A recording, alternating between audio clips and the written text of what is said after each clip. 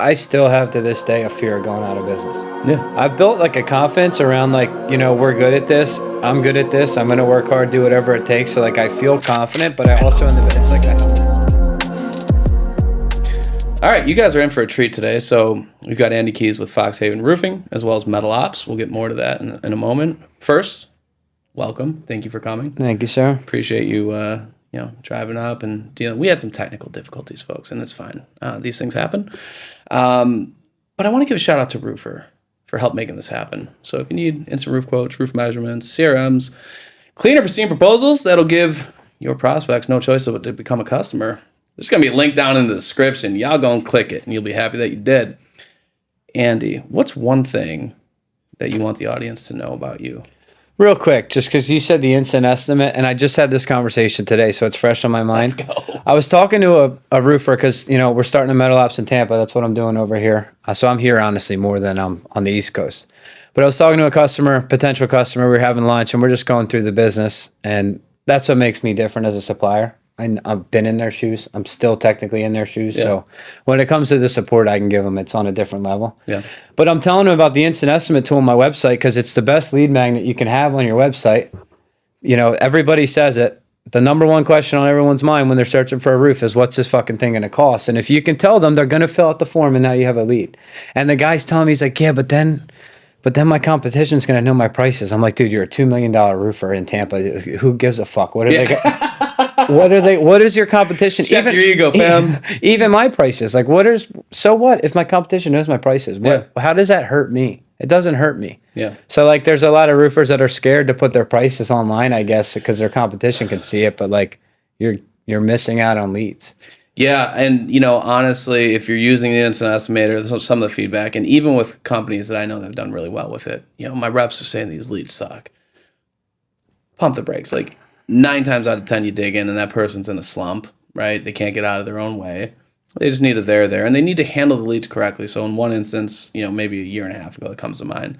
I was like, okay, sweet, pull up this lead, right? It was like Carolyn something. I was like, I don't even see a fucking documented outreach on here. Uh-huh.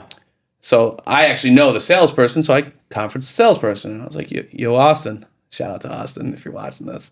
I was like, I see this lead came in. I'm hearing shit about the quality of leads, but from what I see, this person was never called. Oh, no, I called her. I texted her. I called her again. I was like, did you?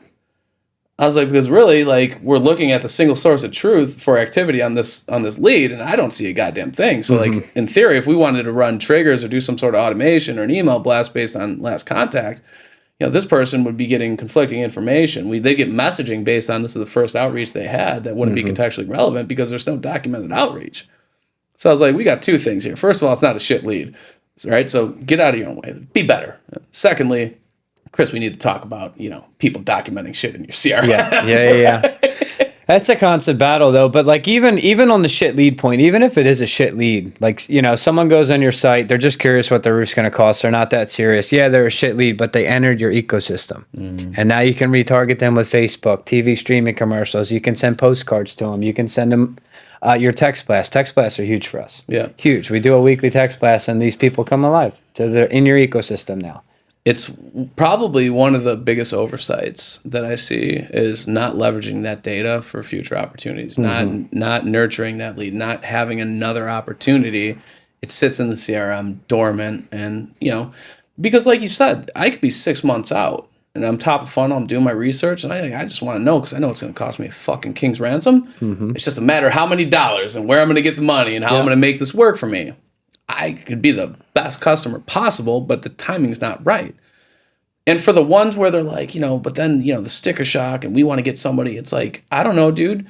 If somebody is terrified of $18,000 versus $16,000 and you're going to spend 2 hours of time, gas, overhead, like all the things associated with somebody running that lead, and that was the swing vote, it's like, not every customer is your customer. 100%. And if you retarget them, if you nurture them, if you do the things, maybe they come around to seeing the value. Like if they see Andy's great videos through a retargeted ad, that builds authority and trust in their mind that you're going to do a good job. Those are literally the videos. I mean, you're a marketer. That's what we serve them in retargeting. Yeah. Just the educational, get to know me. I'm the best roofer in the area. I'm trustworthy. Let me tell you why. That's who we're serving that stuff to. Do you ever leverage like, the 3 red flags to avoid when hiring a roofer on that retargeting stuff? Like some of the things that could go potentially wrong to try to make them understand, because a lot of homeowners don't know. And retargeting? Yeah. Not as dialed as you just said it, like the 3 red flags to look out for, but definitely like separation and what makes us different and trying to build some fear. It should feel like a risk to go with other people. Yeah. And we could probably do better. That's not like consistently the retargeting strategy. yeah. That stuff's helpful. And even like through automation, right? Lead comes in, appointment set. Even before the appointment set, leads come in. First thing they get, shoot them a video. Content, yeah. Here's 3 things to 100%. consider before you hire any roofing contractor. Yeah, we noticed that because like you kind of learn from your best customers, like the layup appointments. You know, they're the ones that call the office, and some of them will straight up say like, "Hey, I did all my research. I know you guys are the best. Come give me a price." And it's like, all right, why did that guy know we're the best? Why is he such an easy close? Well, he got to the content.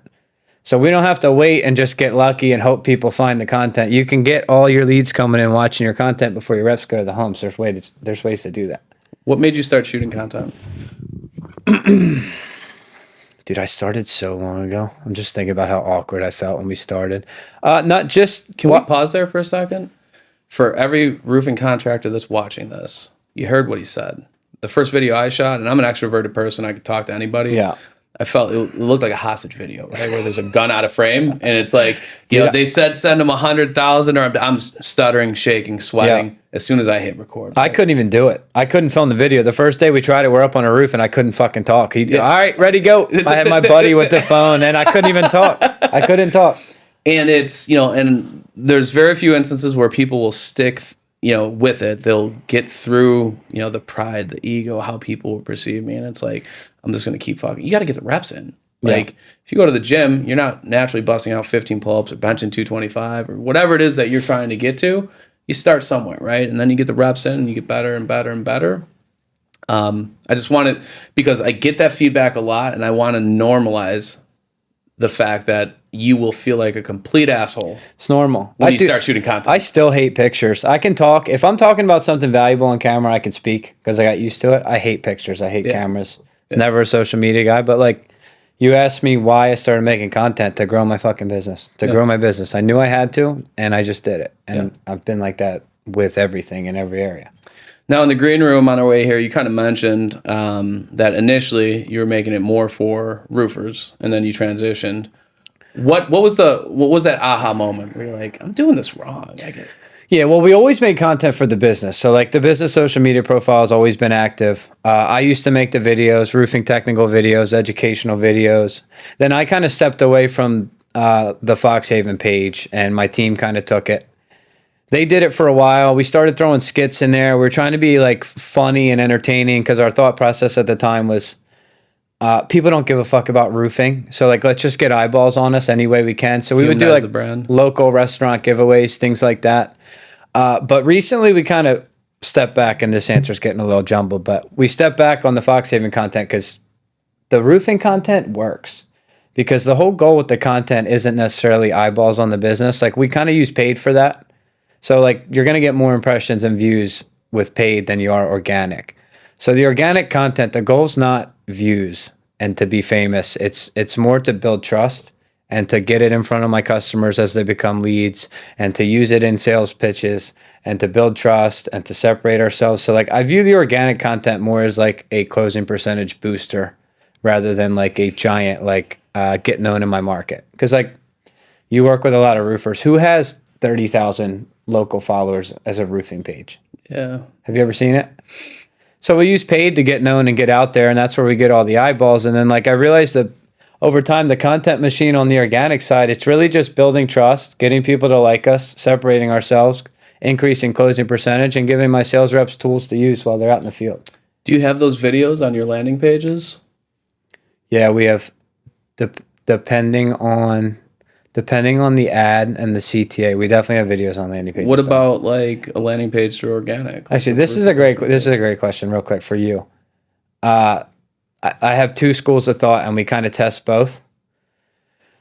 Kind of the idea of a landing page is like get them to the page, fill out the form, convert them. Mm-hmm. But then in some cases, you just said it, like you feel like it makes sense to try to build more trust because maybe they're not super warm. So let's put a video in front of them with also a form but like they kind of contradict each other. Like we're getting them distracted with a video, taking them away from fill out the form, and then so like when do you think, is there places for both? What do you think? Yeah, I think it comes down to testing, right? And different people do different things, and depending on what we're targeting, where we're targeting, like we want to make informed decisions. But here's what I'll say. Like the distraction is that I want to avoid is them leaving the page. So does the watching that video on, we know that it's an important purchase for them, right? It's not they're going to, buy a pair of running shoes and, they're just trying to figure out what color. It's like people that get to the point where they're trying to figure out where they're going to spend their $15, $20, $30, $40,000. I would be inclined to feel that inherently they're going to be more likely to want to engage with that content, right? Especially considering like what is the thumbnail, is it autoplay, whatever. So I don't think it's going to be damaging to conversion rate by having that video, because ultimately, if you've got it structured in a way where there's clear CTAs, whether it's instant quote call form and it's stacked in a way that all are accessible, and we're giving them the options to do one of four things. You can convert the way you want here, you can convert this way if you choose, or this way. Yeah. Also, like if you're not there yet and you want to learn more, watch the video. Yeah. Like we have an ad running now that's we're in Florida. There's a lot of tile communities. They've only been allowed to have tile for their entire career or their lifespan of that neighborhood, and we're starting to allow metal in there. We're starting to get it approved. So we filmed a video of the first metal roof in this big Palm Beach neighborhood. That roof was like 130 grand. So we filmed a video about how we got it approved, like a short punchy ad. And then on that landing page, we have the long form YouTube video where I like really dove into the process. Yeah. And the leads from that are insane. Yeah. Hey, I've been wanting a metal roof. My HOA's not letting me. So now we're getting leads to try to convert whole neighborhoods into metal. Yeah. And it's like that long form video. Because if they click the ad, it's already in their head. Yeah, I want a metal roof. Let me see what this guy's talking about. Then they watch a video, and then I get on the phone with them, and they fucking love us. What about like your roof replacement page or your roof repair page or your service area pages? Do you guys use video on those? No, but we should, and we've been talking about that. Like we just got videos on certain pages. We've been looking at that, putting more videos on all the fucking pages. You got customer testimonial videos on your service area pages? No, not yet. They will be though. They will be for sure. Yeah, no, we're looking at all that because we're starting to get a lot of impressions, and we've got a bunch of blog pages that are like blowing up with crazy traffic, showing up one in all sorts of searches. Yeah. And then I'm like, we got 2,000 people on this one blog page in 1 month, and like, what are we doing to convert these guys, or what are we doing to pull them closer in? So like videos one way, instant quote tool. We're working on a tool where they can design their home, take a picture of their home, and pick what roof they want and see what it would look like. Nice. Like all those kinds of things that keep them there. Yeah, get them engaged. Mm-hmm. Yeah, because a lot of times those blog pages, they're going to be top of funnel, more informational queries, right? So they're not usually not, but like how can we, it's just like anything else, man. Like if you've got something that's more of a branding exercise versus performance-based marketing, those aren't mutually exclusive. It's more of a spectrum, right? So if we can do, if we're running Facebook branding ads, doesn't mean that we can't have some sort of call to action that tips it closer, moves it down the spectrum closer to conversion, right? So even if they're in their informational stage, like there's ways that we can position, like whether it's through internal linking, how is the content structured? What are we talking about? How can we pique their interest to visit another page that's, more of a commercial or transactional page, right? Yeah. To get them excited. Yeah, I'm just thinking back, like even the younger roofers I talk to, I feel like today where I'm at, I really value a lead. I don't care if it's dog shit. I don't care if they're not ready because I know they're entering my ecosystem. So like all that top of funnel stuff I value now. Yeah. And just like getting out there and casting that wide net because I know at some point it's going to come back to me. Whereas like me early on and then like younger roofers I talk to, they just only care about like, can I sell this guy a roof tomorrow? Yeah. But you're not building for the future. It's a problem. Yeah. Because there's tremendous opportunity in the longevity of that person in your ecosystem, right? And it might be something like they don't even buy a roof from you, but they subscribe to your YouTube, they're watching your content, and they like somebody's talking like, I need a roof, and like you gotta check this fucking guy out. Yeah. Right. And you can't quantify that. And I find that things that we can't quantify from the business owner perspective as it relates to roofing, people feel a lot less warm and fuzzy, right? Yeah, you got to have faith that the brand awareness stuff works because it does work. Everyone's telling you it works. Like more people knowing who you are and staying in front of people, it fucking works. Yeah. Most people don't need a roof right now, but they're gonna eventually. It does work. We get it all the time. Like, you guys are super persistent. Like, I reached out to you a year ago. Like, you're still like keeping in contact with me. I know you're the right roofer for me. And then at the same time, we get people that fucking hate us and are, answering text blasts like, stop spamming me, shut the fuck up. Well, I know I'm hitting everybody the right amount of times that people are getting pissed. Yeah. So we just keep doing it. And that's okay. Yeah. It doesn't mean that you have to, that doesn't mean the strategy's broken. In fact, it probably means that it's working, to your point, right? Try to remind the team to make sure those guys get the loss, because I don't want to disrespect them and keep hitting them. Does it happen every time? Yeah. No. Listen, nothing's perfect, guys. All right? Yeah. So, incredible. When did that shift in perception change, right? Where you go from, I only care about people that are ready to buy now, to I'm okay playing a little bit of the long game. Well, I met, Joseph Hughes? Yeah. I paid those guys to train me on marketing. I think he has an agency and he's doing some like actual marketing activities for people now. But back in the day, he wasn't doing any of that. He was just a trainer. Yeah. So like, I didn't know shit about marketing, and I got with them, paid them to teach me Facebook ads because I was running my own Facebook ads. And that was kind of like his whole like strategy and mindset around it. And I kind of just like, I was like, yeah, that makes sense. Most people don't need a roof right now. I still need to be out in front of people so that when they do need a roof, they know who to call. Or even more subtle, they've seen me a few times. They don't even realize it consciously, but then they Google roofer near me and they see my name out of a list of 10, and like it triggers something in them because they're like, oh, I've seen those guys before, and they call. Like even that little subtle shit. That's the type of stuff billboards do, radio does. That's why everybody does it. I had a client, hey Brock, he was doing a Super Bowl commercial last year. And I was like, we're going to talk about expectations. Like, I don't have a dog in this fight. Like, you're buying this from a media buyer, like, but I consider myself a strategic partner, a good friend of yours, so I don't want you upset Monday if you're not getting leads from your Super Bowl commercial. I'm like, so we're not going to have a call Monday. Sugar shit Monday, like, yo, can you check my web traffic? At this time to this time. I was like, you son of a bitch. Anything? Yeah, and he actually got a couple leads from it. Yeah. I think he had like a full basement remodel lead or something like that. And so it kind of worked out. But I was like, that's not the point of this, Brock. Like, this is doing more than just what shows up today or yesterday's traffic, right? So it's a good point. How do you divorce that emotion, that need for immediate gratification when you're doing things? Like, how do you disassociate that and play the long game and be okay? I think if you're doing the other things to support the short game, then you can play the long game. So like in any marketing budget, there's, we do need leads. We need sales now. Everybody needs sales now. So like, I'm sympathetic to that. But there's other things you can do. And there's PPC, if you do PPC. It's a short-term game. That's a lead tomorrow. I'm going to try to close them. Whereas Facebook ads can be lead gen or can be either. I do a lot of magazine mailers. Yes, we get leads from there. We've got a QR code to an instant estimate tool, but like I do it more for the brand awareness, because if I only look at the magazines for lead gen, it's a dog shit. The cost per appointment is awful. But I know like showing up in 250,000 people's mailbox every 2 weeks is pretty good brand awareness. And we do the little magazine inserts. So you get the magazine out of the mailbox and it's just like this loose page hanging out of the magazine. So I know I end up in people's hand because it's just a loose page. Yeah. So there's that's a brand awareness piece. And like, am I throwing money in the trash because the cost per appointment's $800? Well, what's the brand awareness? So it's like you have to weigh that. Do you think it's because of how many people have gotten burnt by marketing agencies that when a marketing agency gives them that type of advice, they may feel apprehensive to trust it, where it's like, Yeah, I think most marketing companies are bad though, but there's really good ones. There are good ones, but I think most. So I feel like we could take marketing agency out of that, and that could apply to almost every industry. Yeah, 100%. Most roofers aren't that good either. And maybe not bad like malicious, but incompetent, don't care enough. But it's on us too, the roofers. Like typically the first marketing agency we hire, we're a small business, we don't have a lot of money, and we're being cheap about it. So like we're not looking at the best ones anyway to begin with. Then, like we just talked about, our expectations are all screwed up. Like we want leads, people ready to sign up tomorrow in the first week of getting with a new marketing agency. Yeah. And like, we can't be patient and hang in there. And then when you're telling us like, no, relax, it takes time.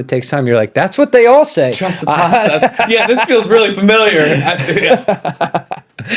But I mean, I've never had $20 million. I've been doing it 7 years. I've never had a magic lead source. Yeah. I've never had it. We have like a pretty wide range of lead sources. They all kind of feed us equally. I've never done one piece of marketing that's like just changed the game. It's like we do everything at the same time. We try to make them all better and optimize as best we can, and the whole business grows like gradually. Yeah. Have you got any life-changing lead sources? No, you just got to work with the right people. I think there was a time where PPC could kind of be that, and like you could really get the cost, the CPL down to where it was like you were kind of printing money. But I think that's over. Yeah, CPL has gone up for sure. LSA was that for a lot of people. LSA beginning of last year for us too. Yeah, we're crazy. Like 4 years ago, dude. Like, yeah, I had people getting 1,500, 1,800 leads at like a $45 clip, and I'm like, save your money. Yeah, I'm like, because this cost is going up. Yeah. I promise you. They're going to get as many people into this ecosystem as possible. You're not always going to be ranking number 1 or 2. And when that happens, you're paying more, your CPA goes up, your net profit on that job goes down, and the opportunities become less prevalent, right? So throw some money in savings. Yeah. Right? Yeah, speed's important. That's what I think about with LSA. Like, the second you hear about something that can improve your business, you better do it today or maybe tomorrow. Because like the guys that waited, I know a lot of guys that waited to get in LSA, and it never gave them leads. It literally just didn't work. They thought it was broken. They're like, I don't understand. You're getting all these leads. I've been there for a while. Yeah, I've had a presence on there for a while, and that's just it, dude. And it's fucking baffling to me that people didn't adopt LSA 6 years ago. There's all upside and hardly any downside. I think like at minimum's like $40 a month or something, like, and you're getting leads for substantially cheaper. You're getting the same people essentially that are clicking PPC ads, right? Right at the top of the page, immediate gratification. 100%. You find what? Why wouldn't you have? Yeah. We're talking about early adoption. Let's talk ChatGPT ads. Are you gonna get in on it? Yeah, we're for sure gonna get in on it, and like that's what we're saying, early adoption. Like if you're first to something, you can really make it work. And there's a big ROI there if you can make it work. I know nothing about them. I don't know what they're going to look like. You probably know better than me. But I've got an in-house guy on the team that's, an AI wizard. He's my tech guru, and he'll be all over it. Mm. So from my understanding, it's going to be like a cost per 1,000 impression model. They're not going to have attribution. So like if you're hoping that you can run some ChatGPT ads and be like, I made this much money off of ChatGPT ads, probably not going to happen. Do you think that'll dissuade a lot of people from doing it? It's so interesting. Because like while you're talking, I'm sitting here thinking like how people use ChatGPT and the type of searches that are in there. And it's like, I almost want to say it seems like more top of funnel than Google. Because like people are going to ask it like, hey, my insurance company, it looks like I'm going to need a new roof soon. Like, it's so conversational. So it's so hard to think about, like, are people that are talking to ChatGPT and, like, prompting it back and forth and having a dialogue with it, are they ready to click a link and talk to an outside company? It depends. Yeah, but then some will say, who's the best roofer in Martin County? And then, in that case, it is. I don't know if it'll dissuade people from doing it. I think that's silly. It's obviously where everything's going. So like we're going to do it. That's all I can say. Are you going to create additional marketing budget for it, or will you pull from somewhere else in the budget? Depends where I'm at. Like, I look at the budget and just where we're at every single month. Sometimes I'm reallocating. I recently actually pulled some of my marketing budget out to make some sales hires. Like sometimes I reallocate. Sometimes I'll throw extra money at it. It just depends on a lot of factors. Mm. So you make situational and where real-time choices that you think are best for your business? 100% with like our monthly financial reporting and all that. Yeah. I mean, like I say it in jest, but a lot of people. Well, it takes time. Like I'm not gonna sit here and act like I was this like financial guru in my even in my 4th and 5th year. Like I was starting to get it. I was looking at numbers for certain things, but like now the monthly reporting and statistics I have now to look at every month is like absurd. Yeah. It's insane. But you don't have that when you're early on. Of course. But you should still know the basic things. What is my overhead in dollars and percentage? Like it's crazy how many people don't know that. And it's just basic stuff. What is my break-even point? What gross margin am I getting? Is the way I'm estimating giving me a consistent gross margin at the end, or am I closing all over the place and my estimating's broken? Yeah. Just stuff like that, like the basic numbers people don't, they don't realize that they're netting negative 4% because they did 5 million in sales. They feel like they're growing, but shouldn't the cash in the bank be going up a little if we're doing all this work? Well, you might not be making any money. I wasn't. There was a time where I realized I wasn't. It's kind of heartbreaking, but then you figure it out. That's dude. Sometimes the toughest lessons are the most impactful ones. And they're the quickest way to motivate change. We got beat up last year pretty good. We started off the year. First quarter last year was the best quarter ever. We've kind of grown like this my whole career. But then for the first time ever, summer last year, we actually took some steps backwards. And I didn't react quick enough. My overhead was too high for, we got cut back a little bit. I kind of hung in there too long, like not trying to let people go. I hung in there. It's hard to cut marketing when you're slowing down because you need leads. So like I hung in there. And then I'm like, all right, fuck it. I got to pull the plug. And we had to lean up as far as the overhead went. Yeah. But now we're climbing back up to where we were and our overhead's super low. And now, now our margin's crazy. Yeah. And I don't say these things to chastise the people that aren't doing them. I do it to bring awareness to the fact because sometimes, if you hear it from me, I'm not a roofer, guys. I get it. And, it's a marketing guy giving roofing advice. But I deal with a lot of roofing companies. I watch these omelets made, and if you can make the same omelet breaking less eggs, like I want to help you do that. Let me be your cooking guide. Yeah. 100%. Maybe I'll start a cooking YouTube channel. Dude, I really suck at cooking. Like a budget, it's the most boring thing ever.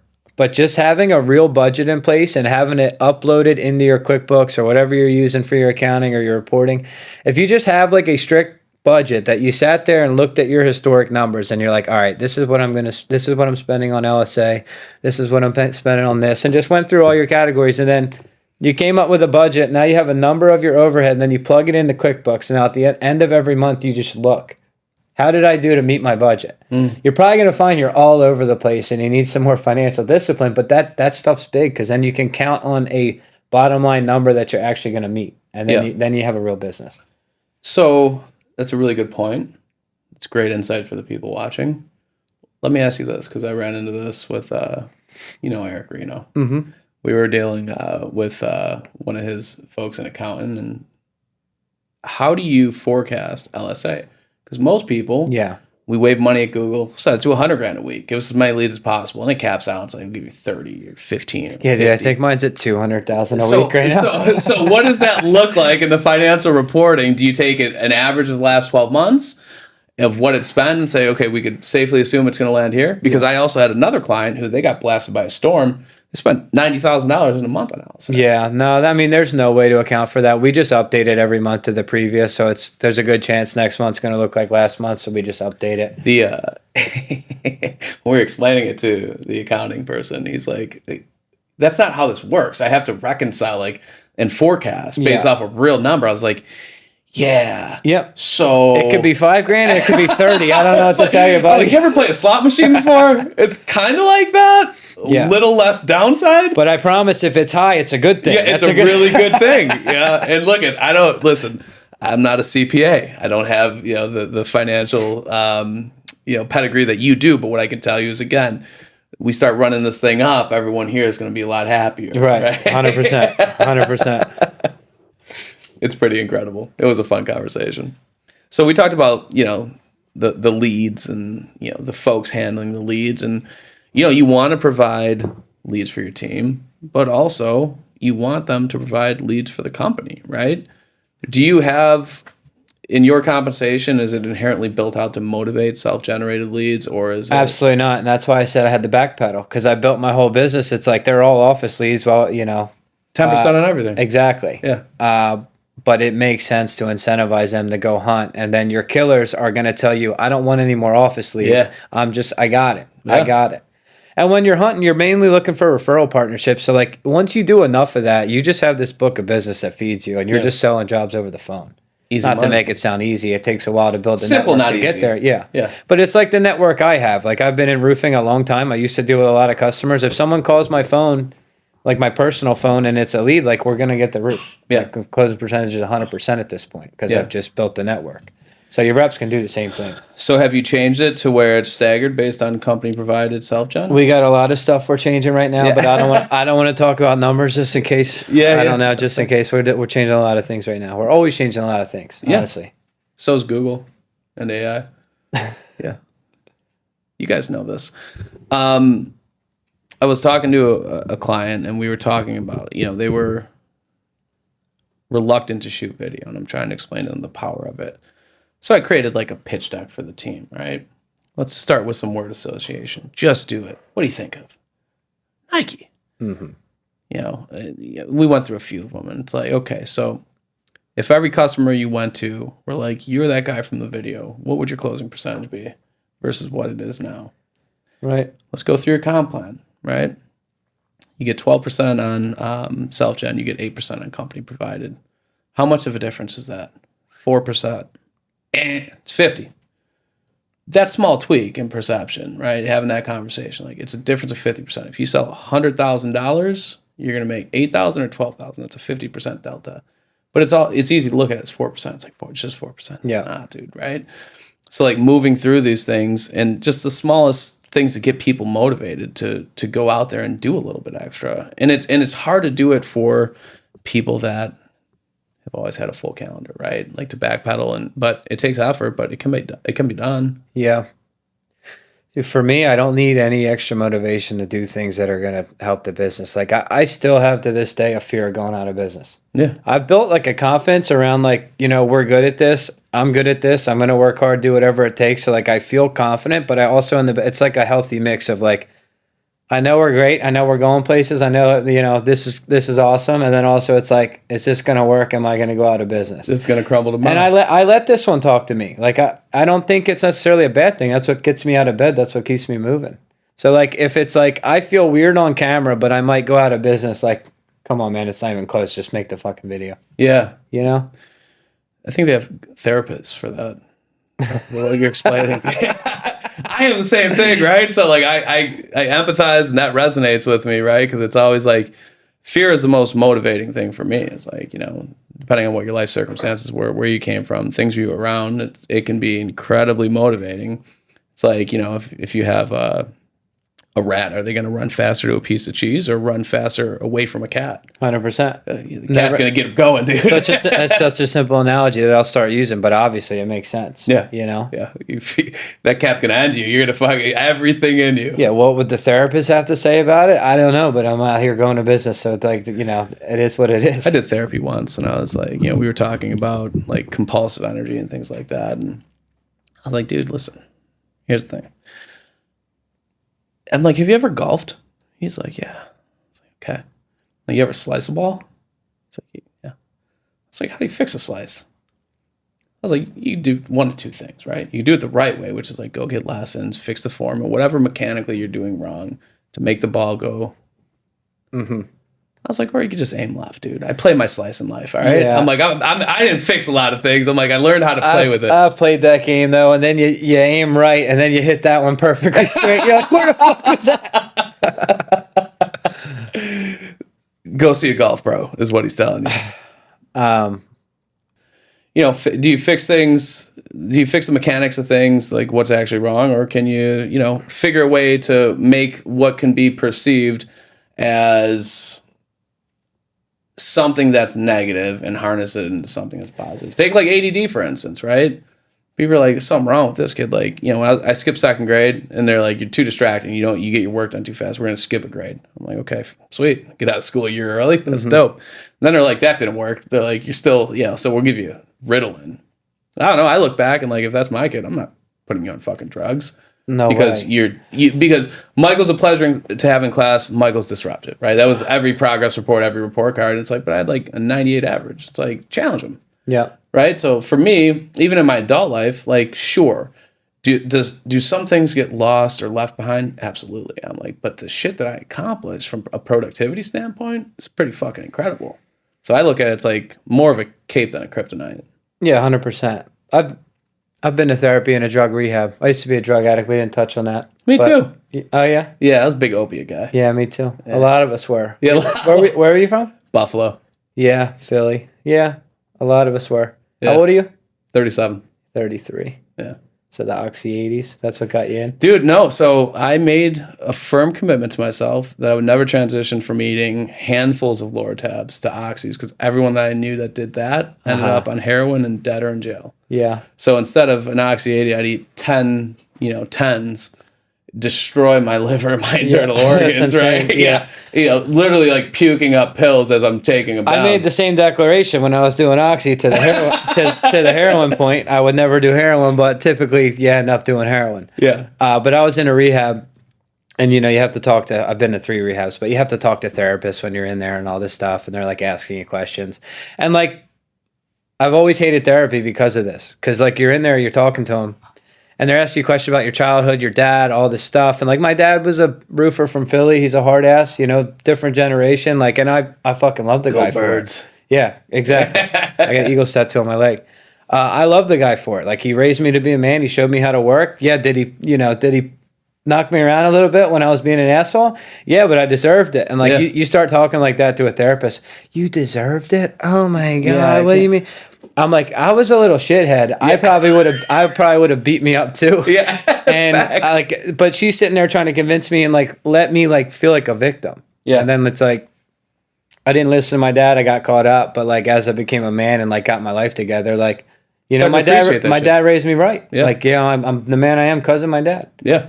But if I listened to the therapist, my dad was a bad guy and I was a victim and no one should have treated me like that. When I've done therapy, I've done it in the past, and I always set the ground rules. I don't care about fucking Freud and this person. Like, we don't got to go into daddy, mommy. I'm like, I'm coming here. I'm like, I like to hit the heavy bag. I'm like, why? I don't know why. I'm like, because when I do 10 rounds of 3 minutes apiece on the heavy bag, I feel fucking great. I go hit the sauna, I take a shower, like I'm good. I was like, I need you to be just my mental heavy bag. Let me dump for fucking 45 minutes. We could wrap it up with your insights. It'll be great. Like, I'll take them under advisement.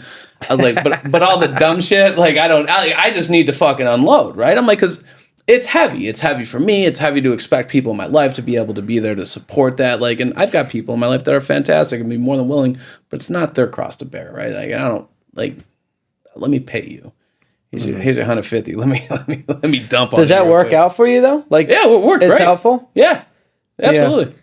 Like again, like we're not addressing some things that typical therapists would want to get into to like fix me. But like, I think we're all broken. I don't want to say I'm not broken. I think everyone's broken. Everyone's a little bit crazy. You find broken and crazy that works for you. You're compatible with, and like next thing you know, you're married for 50 years. Yeah, you had a great life. But for me, it's like I feel.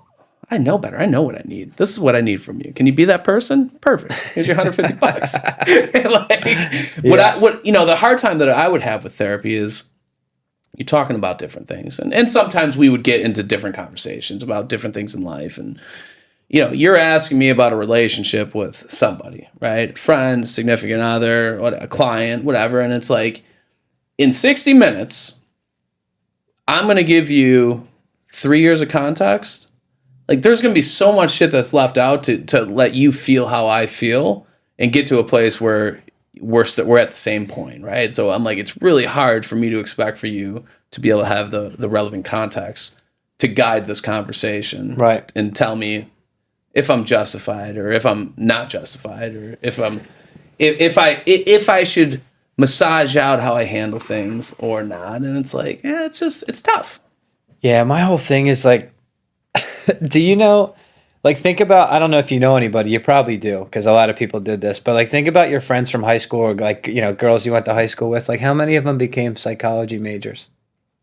That was like a pretty popular default major. So then, like, I think of the therapist, I'm like, I've had all this life experience, drug addict, get in trouble, then the business, which the business was the hardest part of all of them, hands down, easily.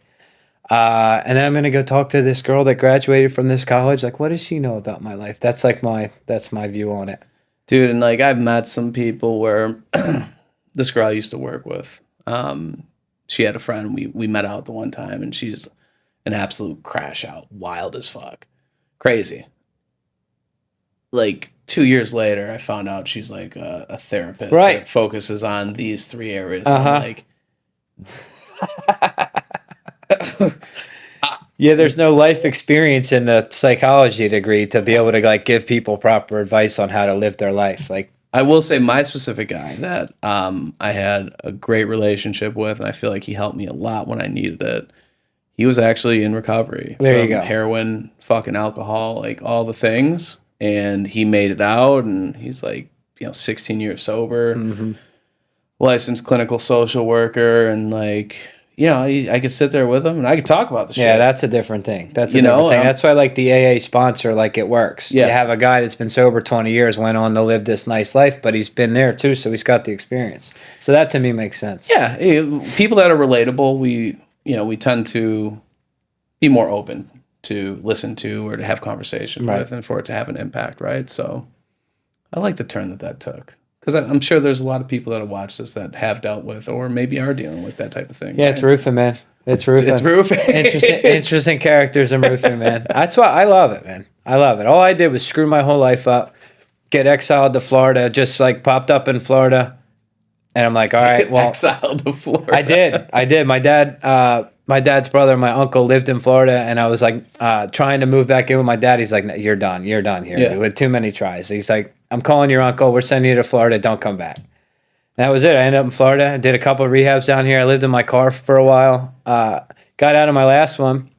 Was living in this townhouse with a guy I met in rehab. He actually didn't go to rehab broke. Like I thought everyone went to rehab with $0 in the bank. He actually had some money, was like a responsible adult. He actually works for me now. But he had enough money to get us in a little townhouse after rehab. We had no furniture, no nothing. I'm like sleeping on the floor. I'm like a laborer for a GC. And I come home one day, I'm like, what are you doing for work? He's working at a supply house in a warehouse. It's like, what are you making? He's like $420 a week. I'm like, dude, you want to be a roofer? Because like I had done roofing in Philly for my daddy at a company. I'm like, we can make more money roofing. You want to be a roofer? He's like, sure, let's do it. So we grabbed That's incredible. We grabbed two other guys from an AA meeting that night that had never been on a roof before. And I went to a roofer and I said, hey man, I got a roofing crew. You got any work? He's like, yeah, you want to show up tomorrow? And that was it. We started roofing. But that's the roofing industry. You can fucking, American dream shit. You can make something out of yourself. That's fucking incredible. Also, I want to talk about how asinine it is that at the link, you purchase 200 level seats and it's actually like 400 feet in the air. And you're walking literally like fucking up an incredible incline. I don't love heights, right? Yeah. So I was like 200 level, like that's straight, right? We went there for... Every stadium's not like that? That's the only upper deck I've ever been in. Dude. That shit. So I went there for the Lions game, Lions-Eagles this year, which was a shit game, by the way. It was cool. Like the link, the tailgating. I met one of my clients there. They had a tailgate. Like it was incredible, the experience. The game was like, It was low scoring and Dan Campbell made a bunch of dumb calls. Anywho, I digress. But yeah, I'm like 200 level. And I'm walking through the fucking those ramps to get up there. And I'm like, how many fucking ramps are we going to go up, dude? Like we're sitting in Mars. And I'm walking up the stairs and I'm like, I'm getting like woozy a little bit, dude. And I look and we're like up at top of scoreboard level. And I'm like, I'm with Charlie, my director Rob's. I'm like, holy shit, dude. I was like, this ain't great. He's like, no. He's like, this is pretty fucking high. Yeah. I said it's very misleading that this is 200 level. Yeah, and it's steep, right? Like not only you're high, but it's like steep. Like you're walking up the steps. You're like looking straight down at the field. I'm like, bro, one false move, your foot slips, you're dead. You're gonna be out on the field. Yeah. I thought all stadiums were like that. No, nah, fam. Nope.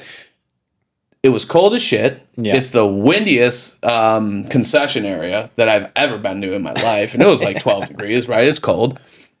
So I go down, I was like, I'm like, cuz I got to get a hot chocolate or something. A fucking coffee. I don't know, something. I'm freezing. Go down there, wait in line for like 12 minutes.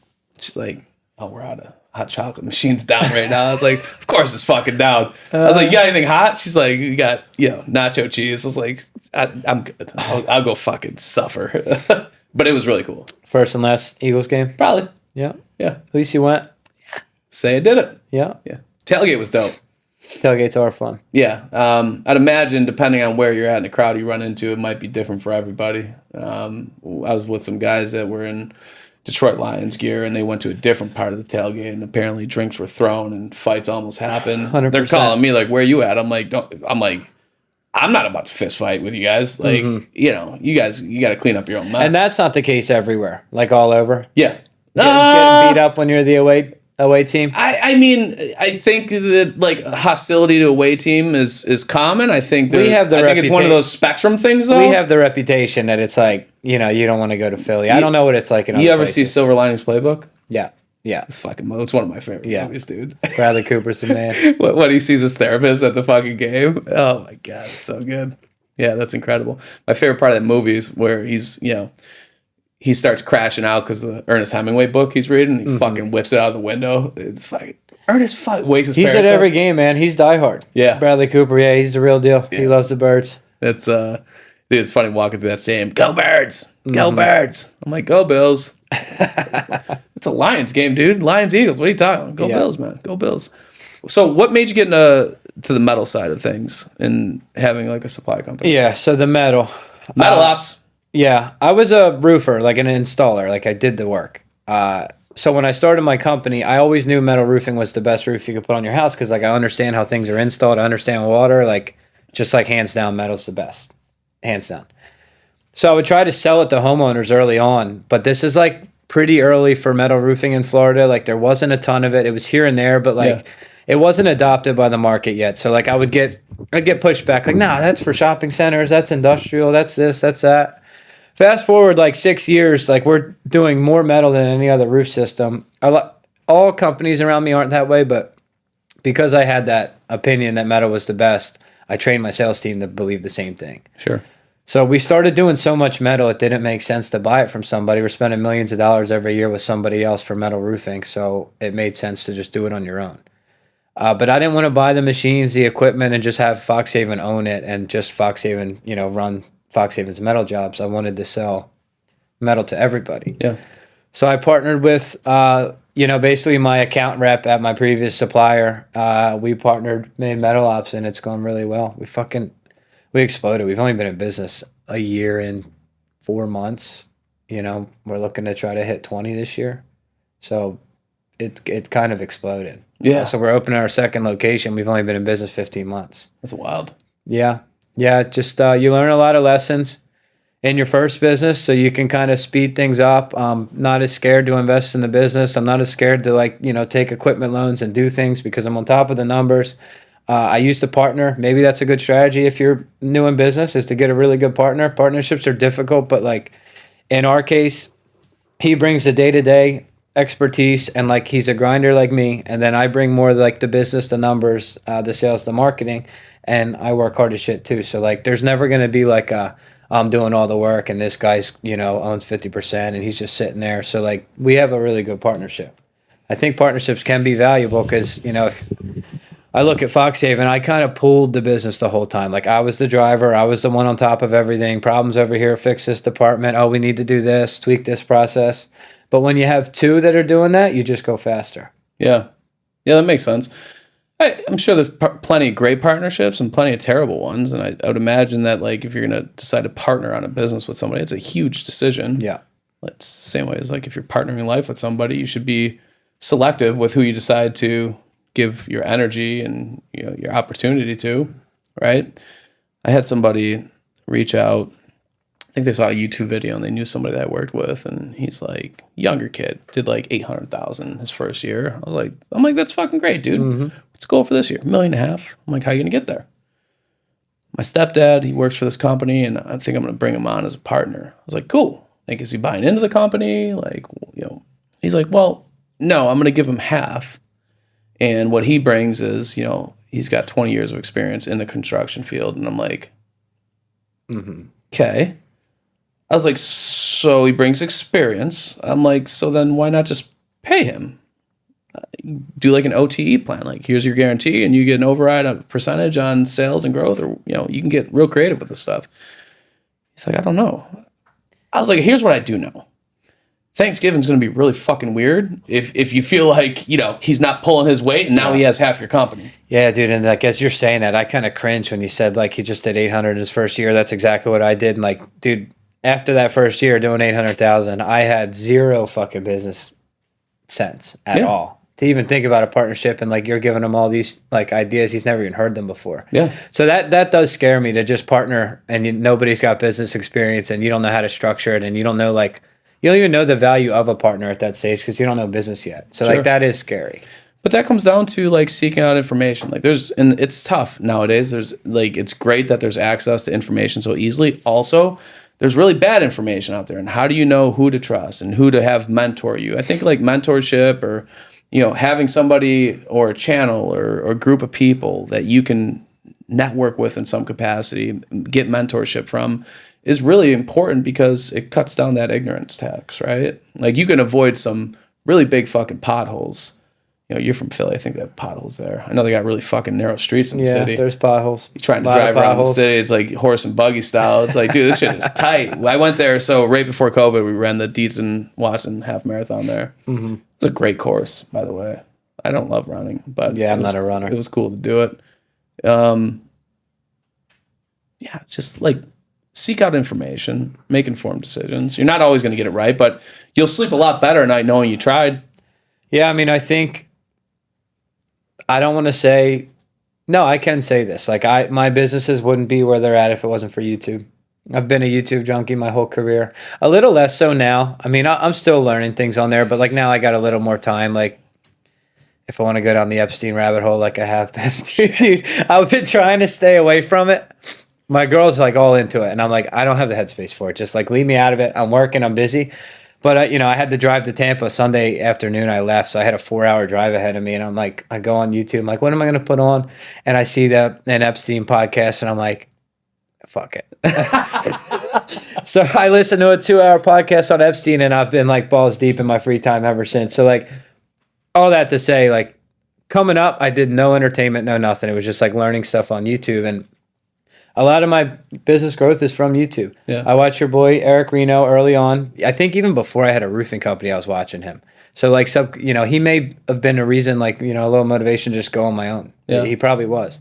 I watched Dimitri for a while early on, and then I kind of graduated just to more like sales and business, just generally content. And I still watch stuff. So like without YouTube, who knows? Maybe I have a $2 million business and I'm still trying to figure it out. Maybe. Yeah. We'll never know. I'm glad you're not there. You can learn anything on YouTube. Be careful, guys. Yeah, but you know what? It's like a natural thing. It's like you watch YouTube, you hear something cool, you want to implement it. You're like, I think that will work. And then you try it and you fuck it up and you don't get it right. But then like you fix it, you tweak it. And then eventually, like I'd say just now this year, we finally got good at Facebook ads. And I've been running Facebook ads for like 6 years. Yeah. And I'd say just right now, I feel like we're really good at Facebook ads. Our cost per lead's low. We're actually booking them. We're retargeting properly. Like I feel like it's all starting to click 6 years later. Yeah. It's a process. Rome wasn't built in a day, right? I do the same thing. I was like, so I woke up today at like 3:45 a.m. I'm down in Apollo Beach. I connected with one of my boys from Buffalo from like 8 years ago when I came here a few weeks ago. I'm like, where are the basketball runs at, dude? Mm-hmm. I'm like, you still playing? He's like, yeah, up in Wesley Chapel. I'm like, okay. Look, it's 47 minutes. I'm like, shit, dude. That kind of sucks. And they start at 5:30 a.m., which I love because I usually play at like 6:15. I was like, perfect. I'm a morning person. Get my coffee, go. And I was like, I was driving in today. I was like, I want an AI podcast. Like, and I deal with AI a lot. And I pulled a few nuggets. Like, next thing you know, you got to be in the first 10 people to get to the basketball game in order to get on the first court. So I get there 30 minutes early. I want to make sure I'm in that first 10, and then we run shit from there. So I'm sitting there on my computer in the parking lot, fucking connected to my iPhone for Wi-Fi, and I'm like, I got Claude Code open, and I'm building out these different things in the terminal, and like I learned some shit, and I made some progress. Yeah. I also fucked some shit up, 100%. And that's okay. Yeah, I could think of a million things. Like this is just the simplest little thing. Alex Hormozy taught me this, and it's so obvious once I learned it. I don't know how long ago it was, maybe 4 years ago. But for ROAS, return on ad spend, we all need to look at that. You're a marketing guy. I'm sure you talk about this all the time. Stop looking at how many marketing dollars you spend versus how much revenue as a whole you got. Well, what's your gross profit on that revenue? That's what's important. Yeah. So you can feel really good about spending $10,000 on a source and making $100,000 in revenue. But what if your margin was 10%? You feel less good than if it's 40. Yeah, you're breaking even. You're not making any money on that source. Chalk it. Yeah. And I used to do that, and that was just something I saw on YouTube. I'm like, oh shit, I'm an idiot. Oh shit, I'm an idiot. Here's a question I have for you. So you're running Google Ads, and let's say your ROAS is acceptable, but it's not impressive, whatever that means for you. Do you guys make an effort to associate opportunities that you get once you're in that neighborhood back to the original source, right? Because you can make the argument, if I get you a roof at 123 Anywhere Avenue, you canvass the neighborhood, you land 3 more jobs because of it. Yeah. Right? You weren't in that neighborhood, you're not getting that job, and you're not getting the 3 others. And I feel as if, like, I'm biased in this, right? Yeah, I know where you're coming from. We don't, but it's like there's certain opportunities that can come from PPC that are killer opportunities. Like if one of these metal roof neighborhoods where we've done 55 metal roofs because it's just huge and everybody's switching. Yeah. If that came from PPC, well, technically that whole neighborhood really came from PPC. So if my cost per lead on PPC is actually too high, maybe I'm paying $800 an appointment 1 month. But that whole neighborhood came from PPC. I see what you're saying. It's like, hey, let's keep doing PPC. I mean, we got to be fair about it, right? Like, but it's hard to track. The data tracking gets so crazy, and like, I'm pretty like, I'm pretty militant about like our numbers and like everything we track. But then sometimes I even tell myself, I'm like, I think we're getting carried away. It's like there is a point where it's like you got to chill the fuck out. Yeah. Like it's one thing to know your numbers, and it's one thing to obsess to a point where it's like it's ruining your life. And I say that with a bit of levity, but exactly. So like one thing, and I've been telling myself this like kind of like in the last 12 months, it's like, of course we want to look at all the individual lead sources and how they're performing, but at the end of the day, if the whole pile of them is giving your company, like the full numbers of the company, positive ROI on your marketing, you're probably doing a good job. Yeah. You're probably doing some things right. We can optimize the individual channels to bring the whole thing up, but like, some things are going to be expensive, but they bring a lot of brand awareness, and you don't realize how that's impacting your direct search on Google. We get a lot of direct search. It's really hard to know where that comes from. It could be referrals, magazine, TV, like that. There's a lot of brand awareness things that could lead to somebody Googling FoxHaven Roofing. Yeah, they clicked a PPC ad. They came back the next day. There you go. I mean, they clicked your organic, or they went to your GBP because they saw a fucking billboard, of like you said, a magazine clipper from a month ago, and they're like, they Google and they see your name, like, oh yeah, that was that fucking insert, right? And like, you don't know. But I think an easy way to do it is like. Especially if you do well when you're in neighborhoods, like some people don't, a lot of people do, right? They're militant about their approach when they get in there. Man. So everyone that gets generated from canvassing door hangers gets tagged in the CRM, right? And whatever the disposition is, it's something that's trackable. Because if at the end of the year you can associate like, hey, we land on average 1.7 jobs when we get into a neighborhood, in addition to the roof that we're doing, right? That's really valuable data, right? No, that is. If you could come up with a nice, clean average number like that, like you just said, then you can actually, look at the metrics and see. And then you're looking at everything a little differently. And it's not this or that, it's this and that. Like, you should still look at individual channels, what your cost per acquisition is. What do I pay to acquire a customer? Not a lead, not an MQL, SQL, not an appointment. Like, what do I pay to acquire that customer? And then we should always be trying to optimize individually for the different places we're putting money. But if you can look at it at the end of the day and be like, yeah, well, we average additional 1.3 roofs for every neighborhood that we get in, it does give you a better understanding of what's working, how it's working, what the impact of it is. What's your range of customer acquisition costs between all your roofers, like low end, high end? It's hard to say. Yeah. Because a lot of times we don't get tied into their CRM. So like we know like adjusted CPL. So taking out spam, taking out repeat calls and shit like that. Q4 was awful for PPC. Yeah. Kind of across the board. Yeah. And has it picked up this year? It's been better? It seemed like January we turned a corner. We turned a corner quick. And I don't know, like I had this conversation with somebody earlier, from Thanksgiving to Christmas, I've never seen such a shitty 4-week stretch. Nobody could explain why either. Nobody could explain why. They're like, we're trying things, we're doing everything. I don't know, man. Everyone put... Listen, I'm like, go talk to your supplier. Like, that's usually a pretty good litmus test of like, is it your marketing or your company that's fucking up? Or is it just like, there are certain instances where there are things outside of how good your brand is, how good your marketing agency is, where things compress, searches become less frequent, intent wanes, and you're going to be dealing with a higher CPL. And that's why it's really important to have reps that generate opportunities, that have pipelines. We want a high ceiling, but we want a high floor too, right? So raise the roof, fix the floor. You can click a link in the description. It'll be a PDF for you. Yeah, I'd say 50% of our leads are free. So like that just inflates all your marketing performance numbers, because like you're only spending for half your leads. The other half are free. Yeah, and it's great, right? Because the more leads that are free, the better our net profit is. Yep. I don't know one person I've ever talked to that's like, I don't want a higher net profit. I've talked to a lot of people that want the higher net profit that won't do the things other than throw money at things to get the higher net profit. Yeah. And a lot of times it's simple. It's not always like complex. Like, I need to revamp my entire process. It's like, pick up the fucking phone. Look at your calls. See how many are, 30 seconds or less. Yeah. What percentage of calls It aren't never being stops. It never stops. I can ramble off 10 holes I have in my business right now. And like, Same. people think that like you get to a point where you made it. No, my business is broken in a bunch of different areas. Yeah. We got to pick the most important ones that are going to take us the furthest, work on those first, and then move through them. It's funny, dude, because there is that perception of, especially younger companies, like, I want to be just like this person. And I sit in meetings. We're fucked up, man. I sit in meetings with this person, right? And I'm like, yeah, I get it. Also, like, just because you're doing 10, 20, 30, $40 million doesn't mean that, again, there's not holes. There's not issues. You're always playing fucking whack-a-mole. It's just which mole is the biggest and going to be wreak the most havoc. You whack that fucker first, but there's 8 others. Yeah, that's something in the last 12 months I've been seeing too. It's like I'm finally at the point where I have a solid manager over every department. So now I can whack a bunch of moles at the same time because like we're working on this in the sales department, this in the accounting department, this in the marketing, this on the tech side, and I'm not the one having to do every little detail of fixing the problem. But like I'm with them, I'm talking to them. This is what we're gonna do. This is what we're thinking. This is the process. All right, work on this.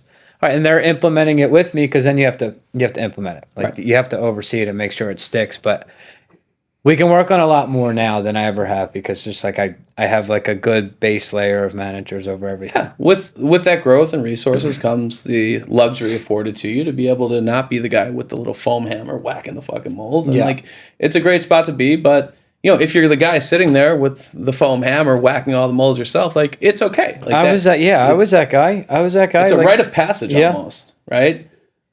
Yeah, 100%. You have to do it because I'm still doing that same thing today. Like I'm not scared to get in the weeds. I still like am working closely with everybody. Yes, I have some help, but I came from being the guy that fixed every little problem when they came up. What questions do you have for me? How you view an AI search? Because that's a new thing. There's a lot of differing opinions. We've done some Zoom calls and just like feeling people out and seeing where people are at. And like kind of what I've landed on is nobody really knows. There's a lot of traditional SEO that is obviously going to translate, but then there's some other things you can do. So what would you say? How will traditional SEO practices translate to AI search? And then what are some different things that you need to do to perform an AI search?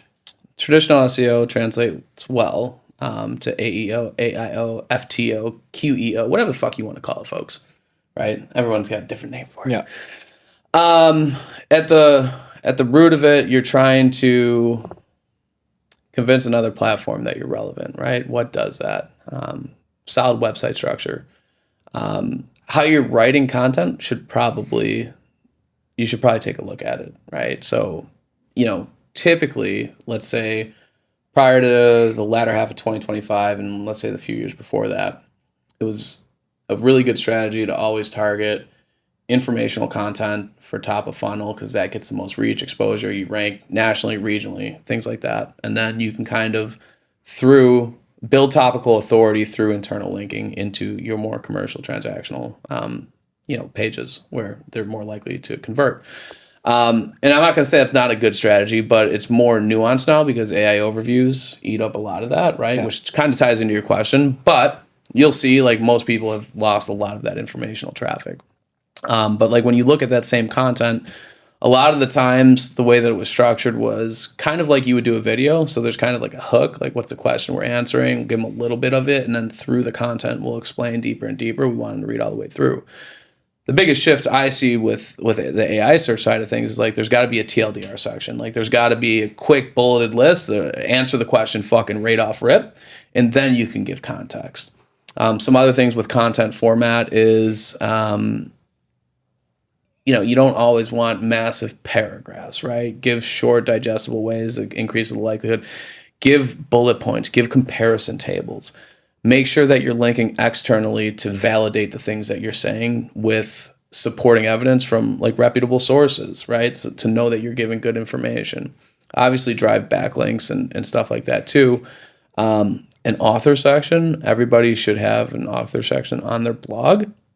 And you should have like a statement for the company about the owner, like an entity statement it's kind of like the NAP, the listings, name, address, phone number. We want an entity statement that shows people who we are, what we do, why we're the best. And then some supporting evidence of that. So accreditation, awards, manufacturer certifications, things like that. And then put that everywhere. Put that on your YouTube channel as the description. Put it in the description of the video content that you're shooting on YouTube. And then curate that for the platforms, right? Facebook, X, like nobody has an X account. Create a fucking X account for the company, for yourself. Have your entity statement for you and your company on there and different character limits and shit like that. So you got to massage it out, but it should be saying the same thing and being reinforced all across the internet consistently. So are you mirroring your SEO package with your AEO package, or are you offering like a separate add-on service to kind of do best practices? Yeah, we do it like as part of our package. Right. Yeah. Which may change in the future. Press releases are helpful to get links, exposure, and things like that. Your GBP, your AI visibility will be impacted in a very positive way. And you don't got to get intimidated. There's a couple different ways you could do press releases. We talked about this prior to the show starting. You can find reporters. And you can go to like Gemini or your LLM of choice. Like, hey, I'm in this market. We offer these services. Like, who are the good reporters to link up with that cover these types of topics? Who fucking give you information, email address, phone number, name. Easy. Hit them up. Yeah. Like most recently it was like ice dams on the eastern seaboard up north, and it's like, hey, call these people, put together a document, find a way. Like all they want is attention, right? They want people to gravitate for them to put out helpful content that people gravitate to and they find helpful. Perfect. Let me tell you how you prevent ice dams. Let me tell you why they happen. Let me educate you on how you deal with them. Like, no, don't go up there with a fucking sickle and start smashing up your roof, right? Like, throw a sock with calcium chloride in it, or, you get a steam treatment, or, and this is how, you could do the heating wires or whatever, right? Like, whatever.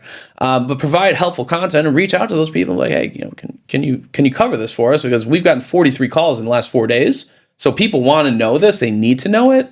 Let us help you. Right. And all we ask is for a backlink.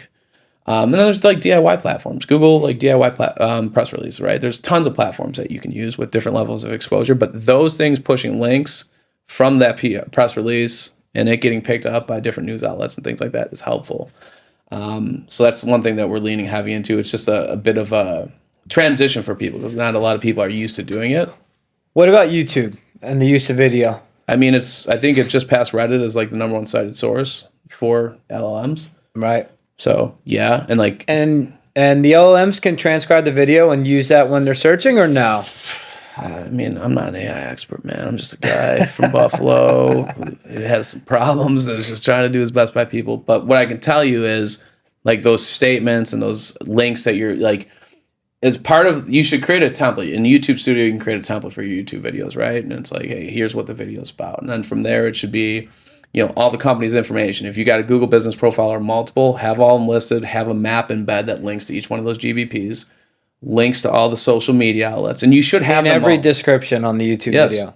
Okay, and then when we're writing those descriptions, we're trying to be shown in search with that description. Sounds like we can help you. We can't count on the YouTube video being like transcribed and the LLMs knowing the context. The idea is like we want to be and have links to and close the gap in any model trying to understand who we are, what we do, why we're relevant, right? So when we start creating content and statements and we have all these different, like you have your company and then you have all these different web properties and assets floating around. And the more that we can have this information present and the more we can send signals back and forth to one another and upward, the more likely we are that we close that loop and there's like just a very strong understanding of exactly why we're relevant, right? So yes, like about the company, accreditation, certifications, all the relevant things that make you guys special. Every single platform that you could have, including LinkedIn and X, like X has Grokpedia, right? And then like about the owner, and then things specific to you. And if they can connect with you on Facebook or platforms, like include that stuff. Some people are like, I don't want people. Then don't. I don't know what to tell you. But it will help, right? The models understand you are a legitimate business owner. This is your business. This is why your company is good. It helps. Last question. You know a lot of roofers. Who's your favorite? I don't pick favorites. I love you all, man. I gotta be honest with you, man. I love you all. That's a BS answer. Trying to get you in trouble. Who's my favorite roofer? Best damn roofer, right? No. It's like it's like a guy goes to the gym. It's like, what's your favorite exercise? Maybe there's a favorite, but like they all make me feel a little bit different, right? If I do 10 rounds in the bag, if I go swim a few laps, if I do legs, right? Like they all help me. I feel good after all of them, but I always feel different, right? If I play basketball, I feel a lot different than if I hit the heavy bag. I feel great after both. Is it apples to apples?